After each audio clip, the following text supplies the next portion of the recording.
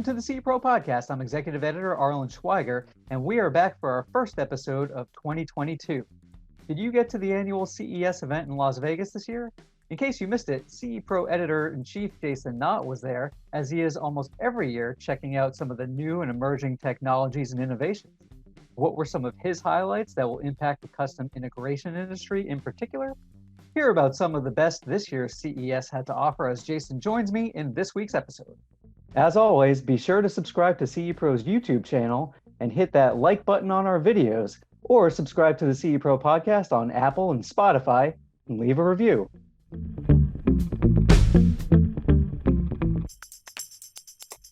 Jason Knott, editor of CE Pro, thanks for joining the podcast this week as an in-house guest, fresh on the heels of your trip to CES in Las Vegas. It's exciting to be here, and it's going to be weird to be on the answering end of the questions, but I think I'm up for it. I think you're up for it too. Jason, you attend CES every year. Obviously, this one was a bit different, but it came after last year's was held digitally, so I know there was a lot of enthusiasm for it. What can you tell us just about what the overall atmosphere was like in Las Vegas, at the convention centers, in terms of comparisons to the typical year?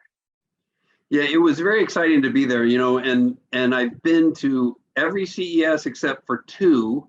Obviously, there wasn't one last year, but the polar vortex year kind of wiped me out 1 year with my flights, and then another year when my daughter was being born in 2004. But every year since 2000, I've been to the show, and I look forward to it, even though it is over the years become so crowded and so unmanageable that this was kind of a breath of fresh air, to be honest with you, because I'm sure everybody saw the media reports that there were a lot of big brands that pulled out.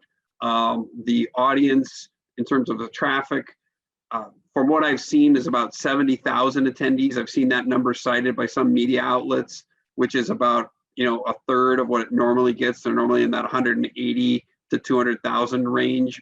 The number of booths went from over 4,000 to about 2,000, but I thoroughly enjoyed it, and I would say overall for the companies that were there, they were successful. I think they had a good show, and I can tell you from my standpoint, I had a good show too. So it was different. As soon as you arrived at McCarran Airport, they had a line, and this year they weren't letting people pick up their badges at the event. You had to get them at one of the remote locations, and they were very diligent. They had people checking vaccination cards. Some of the people in front of me in line actually were foreign guests, so they were having them do the Clear app and show their test notifications. I was listening to them. They had staff walking the lines. It was kind of a Disneyland aisle situation, waiting to get your badges. And then everybody who got a badge got a test kit. And each of the test kits, if anybody's done the self-test kits, it's got 2 tests in it. So they, obviously weren't in your hotel room watching you take the test, but they were asking you to take those tests at the end of every day during the show. So I came back clean, which was great. And everybody was wearing a mask. So everybody was being very cautious regarding the COVID situation. And it was great. So you felt like everything was very very well protected in terms of the health and safety precautions. I did see some of those photos of the tests there. Certainly, was it much less of an international influence? Was that kind of one of the biggest things that was a difference than in past years? It's a good question. I mean, I typically only pass through that Shenzhen hall, which is near the West Gate on that north side of the Las Vegas Convention Center. So this year I didn't even get over to that side to see if it was there, but I'm guessing it wasn't there. They did move some of the international halls. For example, they had some themed areas that were from Japan and France and Korea and Israel. They actually moved one of the Japanese halls up into another level of the smart home space at the Venetian. So they did their best to kind of accommodate some of the gaps in the show floor. But I'm guessing that the international audience was down, but obviously we don't have the official numbers yet. Sure. So in the past several months, you've actually been to the in-person CEDIA Expo. You've been to the in-person Infocom events. In talking to exhibitors, at those shows compared to the exhibitors here, what would you say were some of the overall impressions from their side in terms of, benefits to perhaps a more scaled down show and their feelings of their conversations and being able to show demos and things like that? To your point about CEDIA Expo, Infocom, and now CES, I think it's a pattern. I would say a pattern of normalcy is what I'm starting to see. So people are realizing that we have to get back to business, and if we take the proper precautions, then everybody can stay safe. Sure, are there going to be some outbreaks? I'm sure there are. Luckily, knock on wood, this Omicron, at least what you see on the news, is very mild. I felt even more quote unquote super immune because both my wife and I had got COVID the week after Thanksgiving. So from what our doctor had told us, that we had stronger antibodies already built into our system. So I went into the show with uttermost confidence in terms of my health, from a health standpoint. And I think everybody there just realized that if they took the proper precautions, and there was a lot of elbow bumping, and a lot of fist bumping that was taking place, and very few hugs and a smattering of handshakes. All right, well, let's talk about some of the technology, because that's obviously the big highlight of the show every year.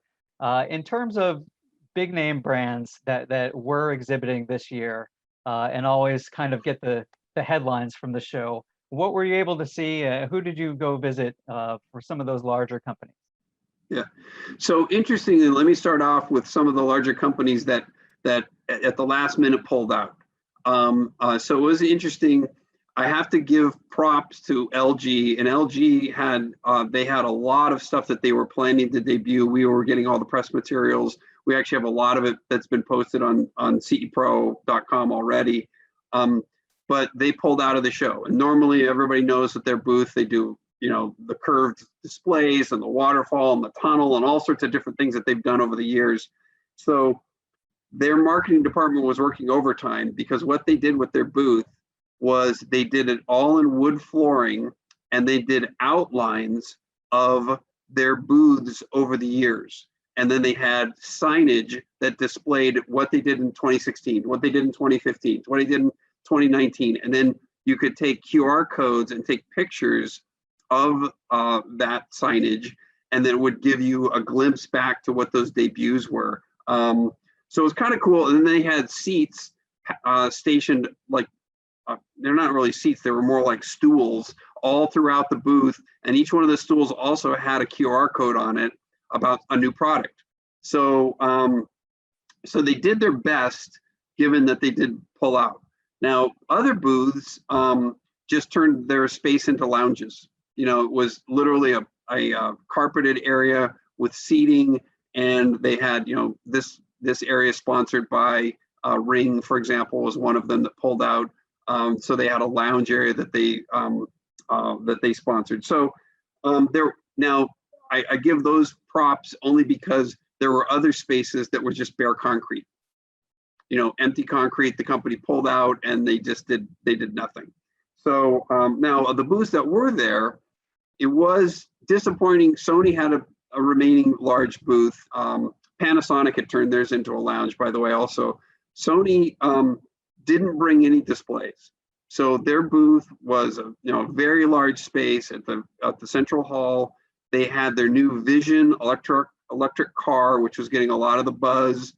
If everybody saw that on press day, they had a drone area, and then they had this thing called the Star Sphere personal satellite, which is kind of a cool idea that anybody can rent.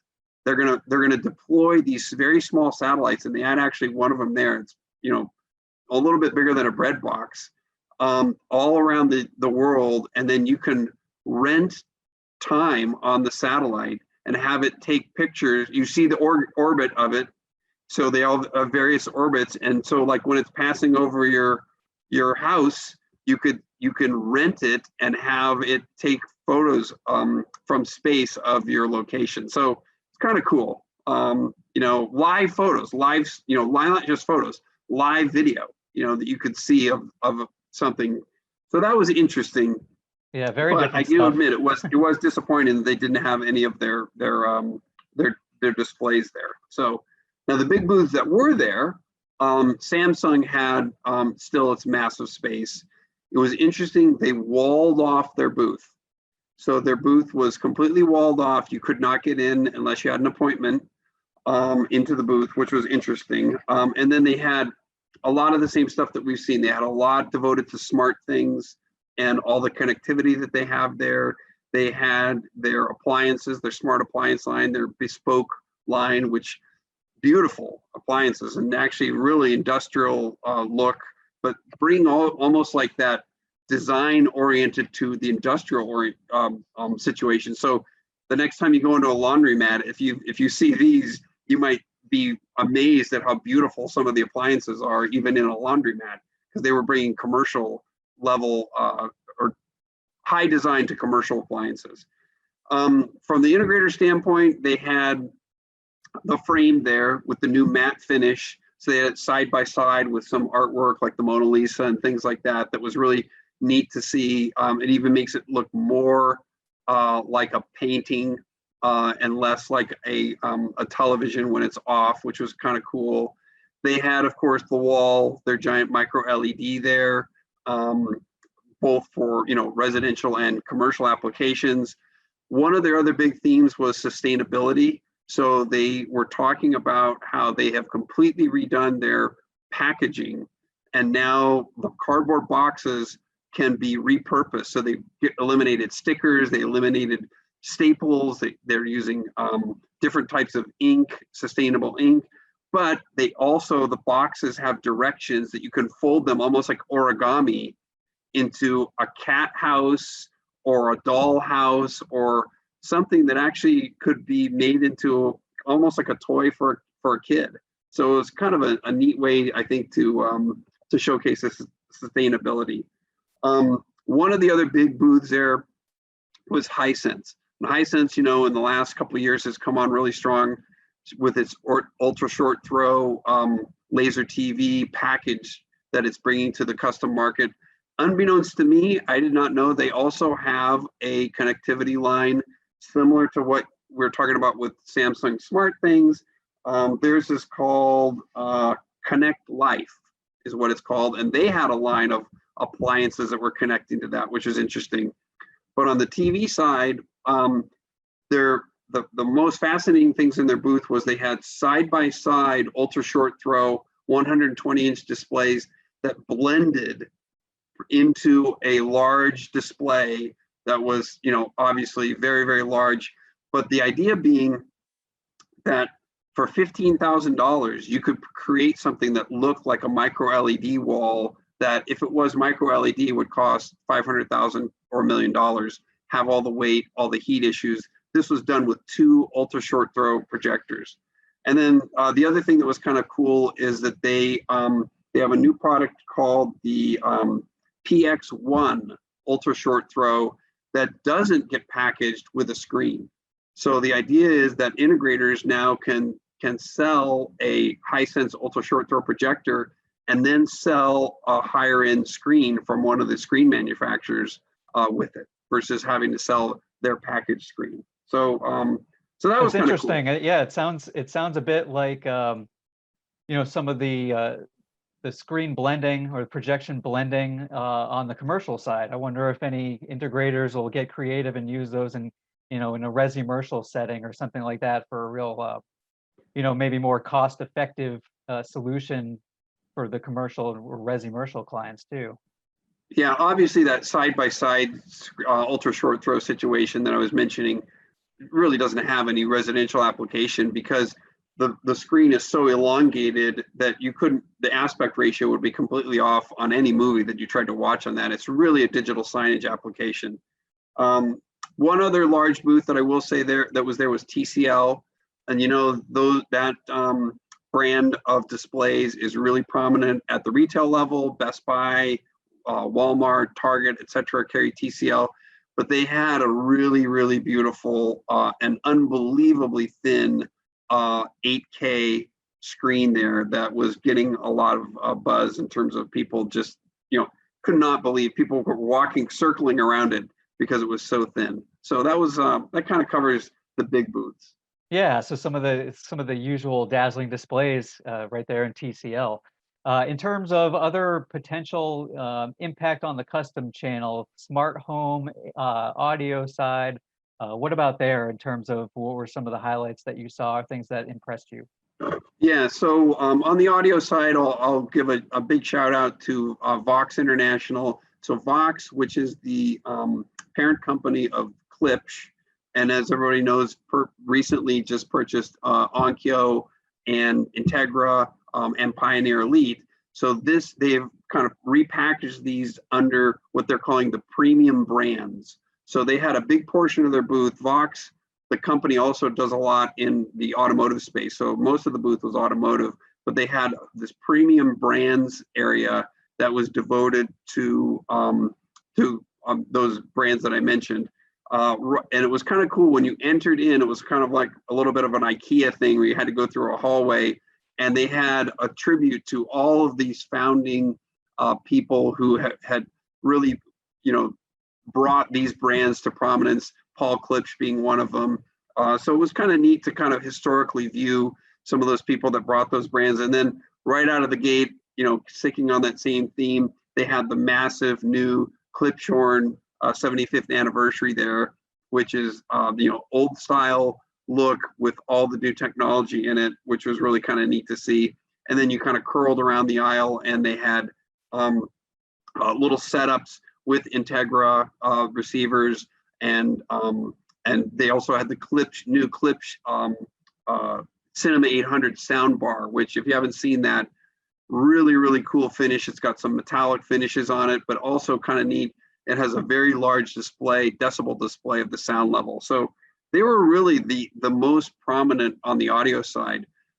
Most of the companies that would have been in the Venetian suites, the 3 floors of the Venetian suites, had pulled out of the show.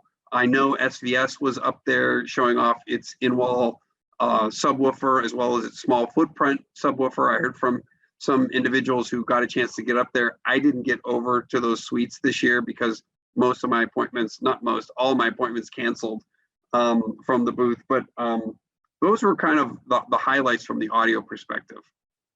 Yeah, but how about on the smart home side, and then even some of the emerging technology, which, I know there's always some oddball, wacky stuff at CES, but a lot of it more is kind of seeping into the smart home ecosystem these days. What were some of the things that you either saw or heard about going on in terms of just this expanding connected smart home ecosystem these days? Yeah, I mentioned Samsung Smart Things, and I mentioned that Hisense has its own system. Bosch was there. Bosch, which also owns Thermador and Gaggenau appliances, they were there, and they also, of course, is well known in the security space for their analytics and their cameras. But they had a big space, and they were talking a lot about their Home Connect system. So these big brands that seem to be kind of creating these ecosystems, as you mentioned, were of prominence there. SureCall was there. They seem to be always there. They have kind of that portion of the business that goes direct to consumer for cell phone signal boosting, but they were also prominently really showing off their new Fusion for Home Max cell signal booster, which integrators obviously can deploy in not only commercial applications, but large residential applications, and was one of the winners of the Mark of Excellence Awards from CTA. Over at the Venetian in the smart home area, the Z-Wave Alliance did have a big presence, and they had multiple members of the Alliance there with their little kiosks within their booth. A couple of the ones that I got to check out, AirZone is there with their hub. So they have a hub that allows you to connect and control mini splits, which was one of the reasons I had interest in it, because our house has mini splits, and I'm trying to figure out how to control those without having to put in a whole house control system on this house that we just bought. So that's going to be something I think we actually turned to our integrator right away to use. And then also Zeus was another company there. I don't know if they say Zeus or Zeus. I wanted to say Zeus, but it's Zeus, Z-O-O-Z. They had a line of new sensors, but they also had an automatic water shutoff valve there that I thought was pretty cool. Moen was also there, speaking of water, with its Flow by Moen shutoff system, but that's really the target for the integrators. But as integrators start moving more and more into bringing smart water solutions, maybe that foot in the door is the automatic shutoff. But Moen was there with a smart shower with an integrated touch panel that goes inside, not touch panel, it was a keypad really, that goes inside of and had a digital readout inside the shower, but it has presets for the heat, the water flow, the water pressure that you could use for various people. They also had their voice command and gesture command faucets there. So I think as more technology creeps into the kitchen and bath, you're going to see integrators looking to be able to control these devices and maybe possibly integrate them into whole house systems.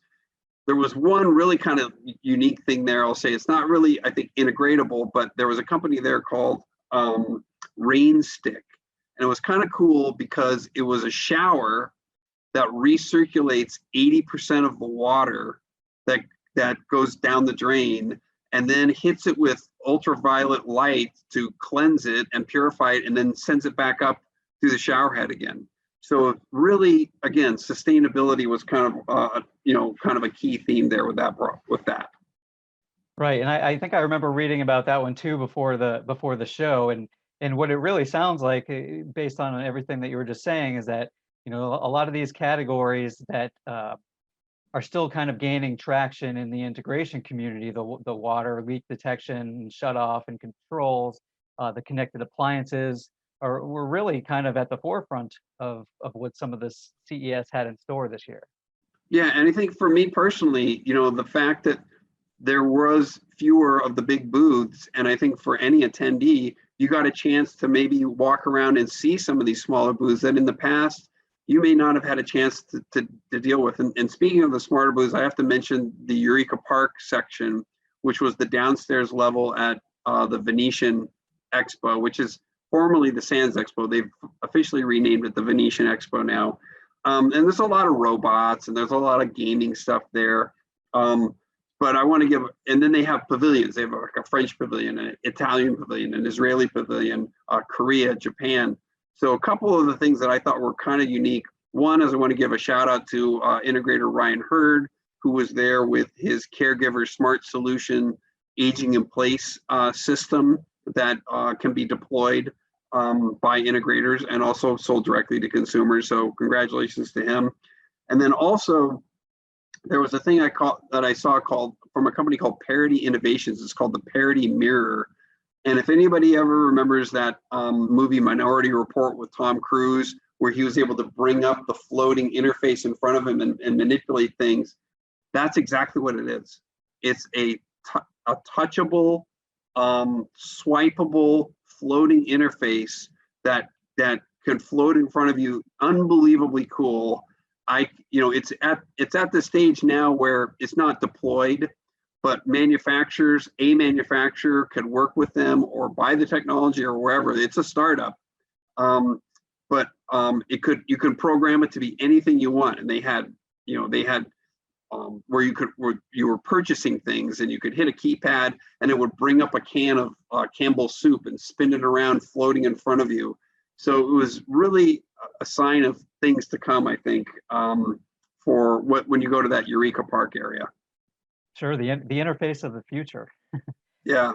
So lastly, Jason, and you had briefly mentioned the Mark of Excellence Awards a little while ago, but one of the reasons you attend each year is because of CE Pro's relationship with CTA on the Smart Home Division Mark of Excellence Awards, which also honor an Integrator of the Year and Leadership Award recipient, which you won last year.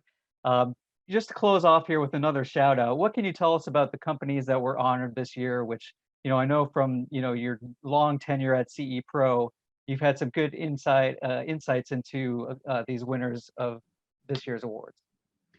Yeah, it was disappointing, just to go back to our earlier point about the efforts that CTA was making to try and make things safe.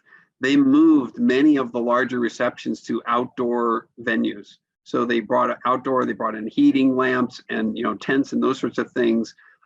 This is one of the smaller receptions at CES every year. Unfortunately, the event, they ended up being canceled. So we weren't able to have that in-person event, but that doesn't diminish any way the winners and what they were able to achieve, recognizing both from the product standpoint and the project standpoint. We have them up on cepro.com with a nice slideshow of the winners. Also, this gallery of all the entries there. So I invite everybody to check it out. Particularly want to give shout outs to the integrator of the year selected by CTA, which was Logic Integration out of Lone Tree, Colorado. Many integrators know Sean Hansen, who's the founder of that company, a very prominent company in terms of its operational expertise, but also its mix of commercial and residential, which is really kind of a nice blueprint for a lot of integrators to look at. Also, I want to give kudos to Jim Lind, who was the recipient of the CTA Smart Homes Leadership Award. Jim is the buyer at Nebraska Furniture Mart. There's no truth to the rumor that they canceled the reception because they didn't want to hear Jim's speech. But that's probably why the entire CTA the show was canceled last year, because I won it and nobody wanted to hear my speech. But congratulations to Jim, congratulations to Sean and his company. And again, all this information is up on cepro.com. Indeed, congratulations to everyone. And I'll just put in a plug for Sean. We'll be talking to him on a future podcast episode as well. And I know he attended the show. I saw some great photos that he had posted as well. So on that note, Jason Knott from CE Pro and perennial CES attendee, thanks for a wrap up of this year's show. It was great to hear from someone who was at the event.